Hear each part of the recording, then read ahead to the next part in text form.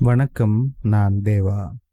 பிரபஞ்சத்துக்கிட்ட எதையுமே கேட்காம அன்றாட வாழ்க்கையை மட்டும் சந்தோஷமா நிம்மதியா வாழ்ந்துட்டு வந்தா வாழ்க்கை எப்படி இருக்கும்?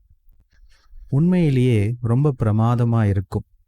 ஏன் அப்படின்னா, இல்லைங்கிற விஷயத்த அதிகமா சிந்திக்கும் போது தான் நம்மளுடைய மனநிலையானது ரொம்ப மோசமான எதிர்மறைக்குள்ள போய் சிக்கிக்கிறது.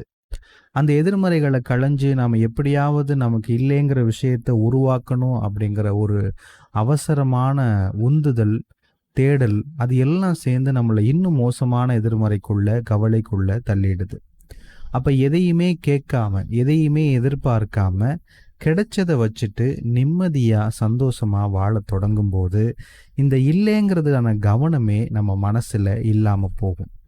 அப்படி இந்த இல்லைங்கிற எதிர்மறை இல்லாததுனால, நம்ம மனசு ரொம்ப இயல்பா அன்றாட விஷயங்கள்ல ஒரு முழு கவனத்தையும் செலுத்த ஆரம்பிக்கும்.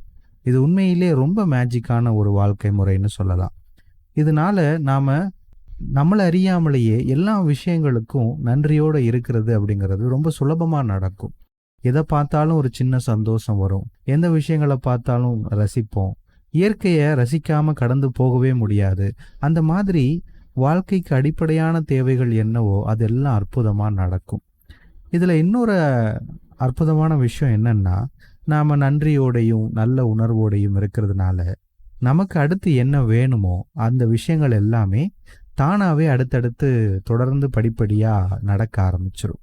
அப்ப இல்லைங்கிறத கவனத்தை நாம குறைக்க குறைக்க நமக்கு என்ன வேணும் அப்படிங்கிற எண்ணத்துல இருந்து வெளியில வந்து நம்ம கிட்ட என்ன இருக்குங்கிறதுல நம்ம கவனம் செலுத்தும் போது உண்மையிலேயே வாழ்க்கை ரொம்ப பிரகாசமா மாற ஆரம்பிக்குது.